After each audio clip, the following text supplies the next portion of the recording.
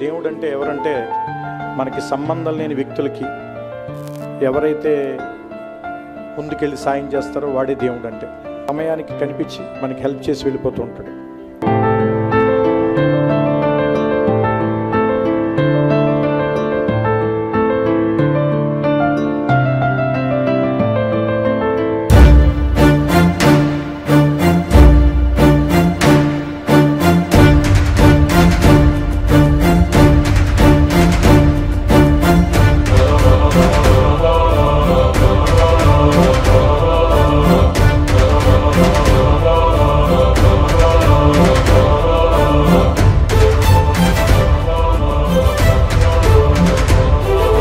ముగ్గురు బిడ్డల్ని చదివించే కార్యక్రమం ఆచరణ ఇన్ఛార్జిగా నేను తీసుకుంటాను.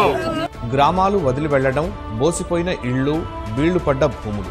వైకాపా దాడులకు భయపడి 500కు పైగా కుటుంబాలు ఇతర ప్రాంతాల్లో తలదాచుకుంటున్నారు. రాచర్ల నియోజకవర్గంలో ఎంపీటీసీ, జడ్పీటీసీ ఎన్నికల నామినేషన్లు అధికార పక్షం దౌర్జన్యంతో ఏకగ్రీవమయ్యాయి.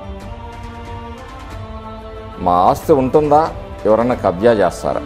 జై జగనన్న అంటే నా భర్త జై చంద్రబాబు అన్నాడు. అందుకు కాబట్టి మేకలాగా కుతెగ్గోసారు. అది నా కొడుకు జల్లయ్య గొడ్డలతో నరికి ఆగం చేసింది. రామకృష్ణ తమ్ముడే చేసింది.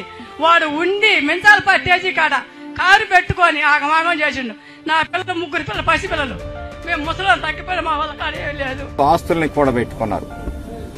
ఇప్పుడు దాంట్లోకి ప్రజల రక్త మాంసాలు మంచిగా మీకు కావాల్సి వచ్చిందా?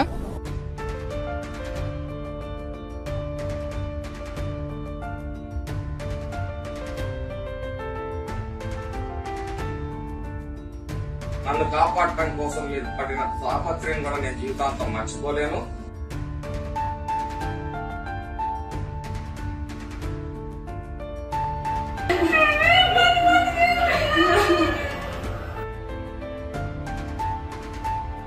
ఎన్కౌంటర్ చేస్తానంటాడు. ఈయనేమైనా ఎన్కౌంటర్ స్పెషలిస్టా? అమాయకులు ఉసురు పోసుకొని నువ్వు ఎంతకాలం పదవి అనుభవిస్తాం మేము ఊరంతా పండగ చేస్తుందయ్యా, అన్వర్ ఇల్లు తప్ప.